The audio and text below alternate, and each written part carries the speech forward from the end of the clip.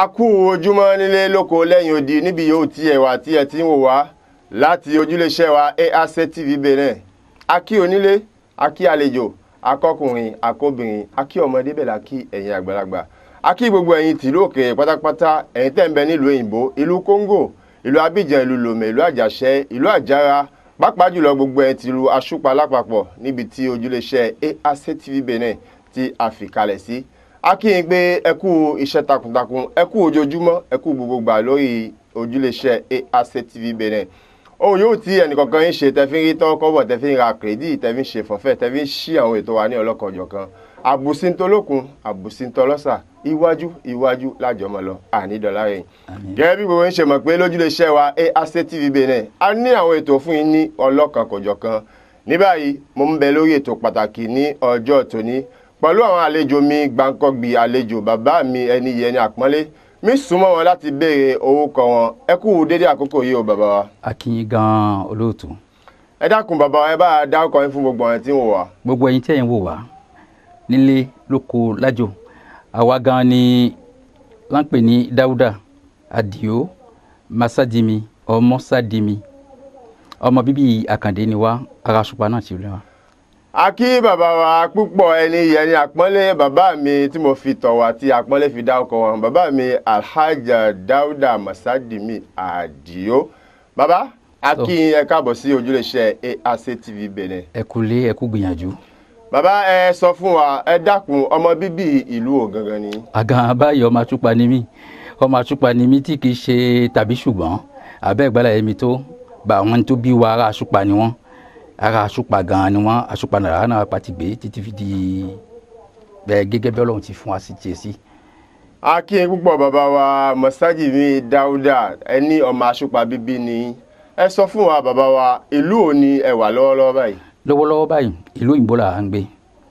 France là wà torí ìlú Òyìnbó ọ wà ní létòlétò lọ. Tẹ́ bá tó dé France pàápàá ẹgbẹ́gbẹ́lẹ̀ Bordeaux là wà. Ibẹ̀ ni àwa ti gbé ń ṣiṣẹ́, ibẹ̀ ni àwa ti tẹ̀dó sí látọjọ́ mọ́jọ́.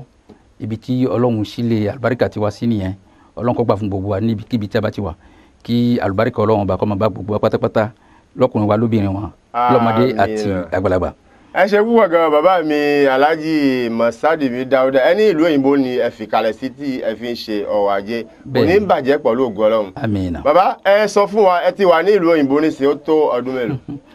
Láti 1983 kọ́mọ yà yín lẹ́nu jùlọ ó ti ju ọgbọ̀n ọdún lọ. Àbẹ̀lẹ̀ bí ni jù sí lágbájá kó jẹ́ pé ibi tá gbé lálùbáríkà sí ẹ̀yìn òdì ni Ọlọ́run kọ́ ti wá bẹ́ẹ̀ náà. Bóyá àtúntún gbìyànjú pé kọ́lọ́run kó lè ṣínàre fún wa. Ìgbádùn tá à ń rí lọ́hùn ká tún lè máa ṣètò ìgbádùn náà pẹ̀lú yín ní ilẹ̀ yìí báyìí náà. Ọlọ́run kọ́ rọ́sítà ti ra gbogbo wa ṣe. Àmín. Mo kí yín púpọ̀ bàbá mi Alhaji Masadimi Dáúdà Àdìó. Ẹni ìlú Òyìnbó lẹ ti wà láti bí ọgbọ̀n ọdún sẹ́yìn, ọba tí ń fún iṣẹ́ kò ní padà lẹ́yìn pẹ̀lú ọpọlọ. Àmín ya Rabbi. A rí i pé ẹ dé sílùú Aṣúpa, ìlú abínibí yín tá mọ̀ sí ìlú Aṣúpa. Ẹ dákun láti ìgbà tí ẹ ti dé, báwo lẹ rí ìlú Aṣúpa sí? Kí ni ìdàgbàsókè tí ìlú Aṣúpa mú lọ? Ìbéèrè ńlá gan ni. Tá a bá fẹ́ sọ pé a sọ yìí tó wà lẹ́nu wa tán, ọjọ́ kan ò ní tó wa láti máa sọ pé a fi ń ṣe ètò yìí báyìí. Ṣùgbọ́n ìbéèrè ńlá ni. Ní ṣé ohun tá a lè sọ nínú ẹ̀ òun ni pé kí ni bá a ti rí sí ló mú wa la fi ń gbé tò kan kalẹ̀. Bá a ti rí sí òun ló ṣe ni a fi ń gbìyànjú pé kí ká pààrọ̀ àwàbọ̀dà ká wọ aṣọ mi. Gan báyìí wọ́n ní mo polo nìkan lókun, ó ní káwọn tí ń ṣe nǹkan ìbílẹ̀ ká má bà wá jà jùlọ. Wọ́n ní bàbá gbé gungun jù sí agbo tó bá jó títí tí ò bá rọ́ mú wa lé tí òtútù rírò lẹ́yìn kọ́. Ó ní abba sanilókun wọn. Wọ́n ní àpè gungun yẹn tí a gbé nǹkan méjì sí agbo tí ó fi gbé àrùgẹ́. Ẹ jẹ́ ká sọ̀rọ̀ Aṣúpa ṣáábà yìí. Aṣúpa ò tí ì lọ síwájú gẹ́gẹ́ bá ti ń fẹ́. Òótọ́ ọ̀rọ̀ náà lẹ ti ń gbọ́ yẹn. Òun ló ṣe la ti ń gbìyànjú ń pé kí ẹnu wa kó sopọ̀ jù báyìí lọ, kí a lè rí ètò ṣe sí Aṣúpa, ká lè rí ìmọ̀ràn dá láàrin wa fún ọ̀rọ̀ Aṣúpa. Àwọn tó lè sọ̀rọ̀ Aṣúpa tó jọ ọmọ Aṣúpa lọ lónìí báyìí. Ìgbà tán bí àwa jù sáṣúpa bùṣe tán sọ pé a dàgbà jù sáṣúpa tá a ti wá lọ kó nílùú, ojú wa rí nǹkan mi. Mo tún sọ fún yín pé ojú wa rí nǹkan mi. tẹ bá kó lẹ̀ yìí báyìí lásán tẹ bá gbèrò tẹ bá sọ pé à ń lọ sí Abidjan ni àbẹ́ ń lọ sí Congo ni àbẹ́ ń lọ sí bòmí ni ojú yín àtúmọ̀ rí nǹkan mi tí ó máa jẹ́ nǹkan yàlẹ́nu fún yín tẹ́yìn náà máa fi ṣèbéèrè fún wa yín pé kí ló dé tí ń pè ìlú mi ò tí ì ní nǹkan báyìí ẹ ó wà nínú èrò tí ó wà lọ́kàn tiwa ó ti wà nínú ìgbìyànjú tí a ṣe bọ̀ tá a fi ń sọ pé a fẹ́ gbé ẹgbẹ́ kalẹ̀ ẹgbẹ́ Àṣùpà Info kí n sọ kọ́ra ìlè hàn sí gbogbo ọ̀pọ̀lọpọ̀ èèyàn Àṣùpà Info ni kì í ṣe Info Àṣùpà ó yàtọ̀ Àṣùpà Info Àṣùpà Info ó yàtọ̀ sí Info Àṣùpà Àṣùpà Info làwa ń jẹ́ bó ṣe jẹ́ nínú ó kọ́ Àṣùpà làwa fẹ́ gbéga ìmọ̀ràn tá a ti fẹ́ ṣe ń bẹ̀ wò ni pé kí ni báwo la ti fẹ́ ṣe gbà tó ń pé a rí nǹkan tàtà l'Àṣùpà irú iléeṣẹ́ tẹ̀yìn báyìí nísìnyí a máa kí yín ní ẹ kú gbìyànjú Ọlọ́run ní ká kí Ọlọ́run náà la kí a máa kí Ọlọ́run á tutù kéènìyàn àbẹ́ẹ̀rí nísìnyí mo dé mo á wò bí ibi tẹ́gbẹ́ ń ṣiṣẹ́ mo ti rí bí ẹ ti wà sí Ọlọ́run ó kọ́ gbogbo àmọ́ ṣe ìrànlọ́wọ́ Ọlọ́run ó bá gbogbo wa pátápátá àtìlẹ́yìn yóò bá gbogbo wa pátápátá délẹ̀ ẹ ga ẹ yànjú. bàbá mi Alhaji Masajimi Dauda mo kí yín púpọ̀ mo fọlọ́run kí yín Ọlọ́run bá a dúpẹ́ fún yín. Àmín. ẹ sọ̀rọ̀ kan nísìnyí ẹ mẹ́nuba Àṣùpà Info wípé ẹgbẹ́ kan ni tí àwọn gbé kalẹ̀ tí ló fẹ́ fi ran ìlú Àṣùpà lọ́wọ́ ẹ dákun ẹ lè sọ fún wa níwọ̀nba kí ni àwọn ìgbésẹ̀ tí ẹ ti gbé lórí Àṣùpà Info náà fún ìlọsíwájú ìlú Àṣùpà. tó a sọ pé eré okùn kókó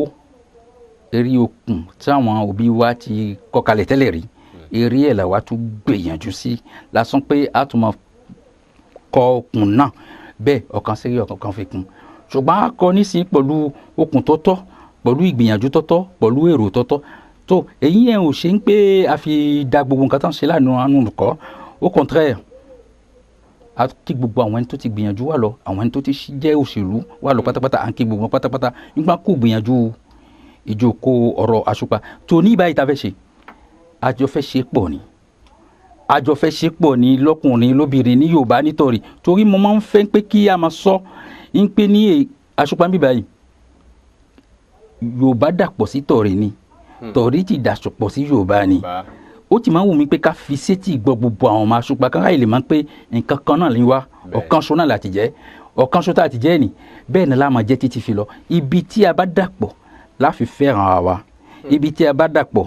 láàlè ran ara wa lọ́wọ́ ibi tí a bá gbé dàpọ̀ láàlè ní ìdáríjì fúnra wa ibi tí a bá gbé dàpọ̀ láti lè máa gbìyànjú ń pé ọ̀rọ̀ Àṣùpà ó jẹ gbogbo wa lógún kì í ṣe pé ó jẹ tọ̀rí lógún nìkan kì í ṣe pé ó jẹ Yorùbá lógún nìkan gbogbo wa pọ̀ ni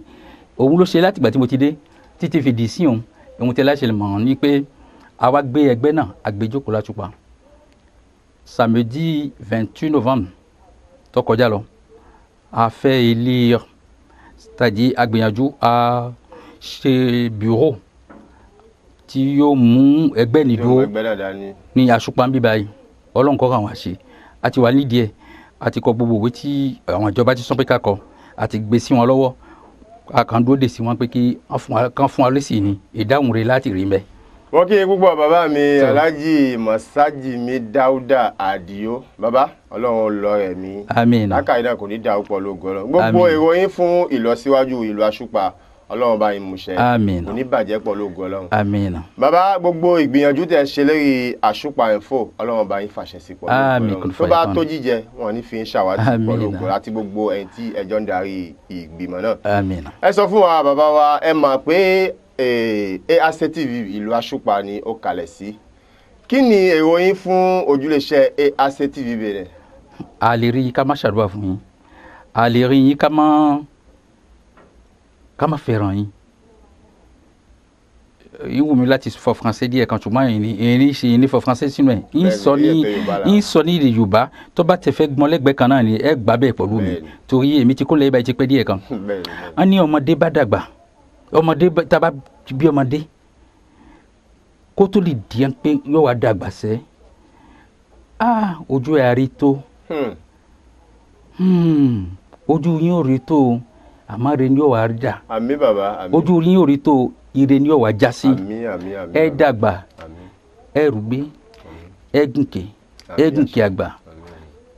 ìkè òkè ìrọ̀rùn lẹ́gùn ìkè àǹfààní lẹ́gùn ìkè àlùbáríkà òun lẹ́gùn ẹ ní gùnkè kókè gbàràgbàràgbàràgbà ẹ tì ní yára lá ọbẹ̀ gbígbóná gẹ́gẹ́ bá ti ń sọ gbà ìgbà yín ń bọ̀ ó ti ń bọ̀ pẹ̀lú rẹ̀ ìgbà yín ń bọ̀ pẹ̀lú rẹ̀ inú mi ń dùn tí wọ́n pè mọ́ sọ pẹ̀lú yín bí báyìí àtúkà bẹ́rẹ̀ ń nàgẹ́ ń pa fìlì sọ ohun tí a lè sọ fún yín nìyí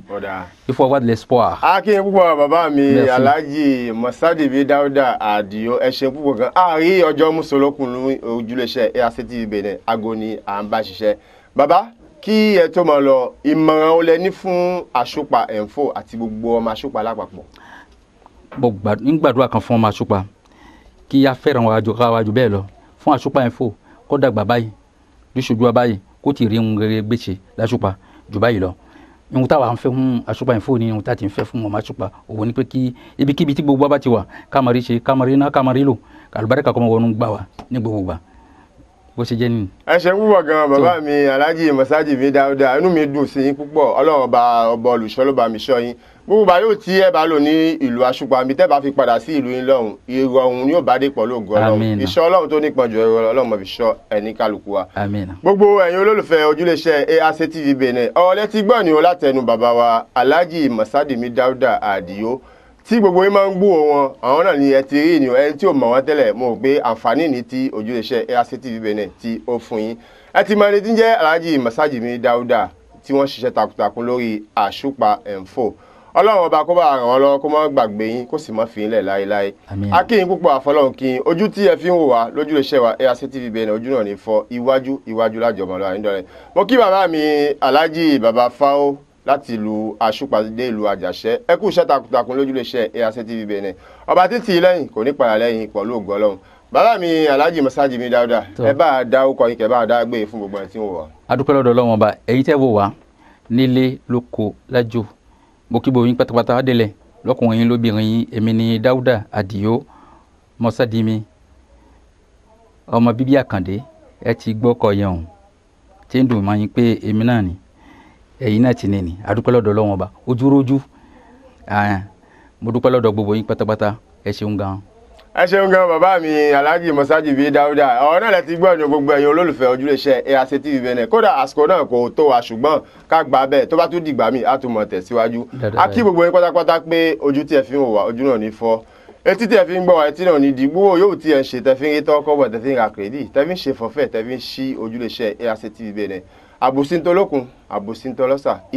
iwájú lájọmọ́ lọ ànídọ́lárẹ̀ ètò tòní àníyàn jù báyìí lọ ẹ tún pàdé wa ní ọjọ́ mi ọjọ́ rẹ̀ ó jìgbà.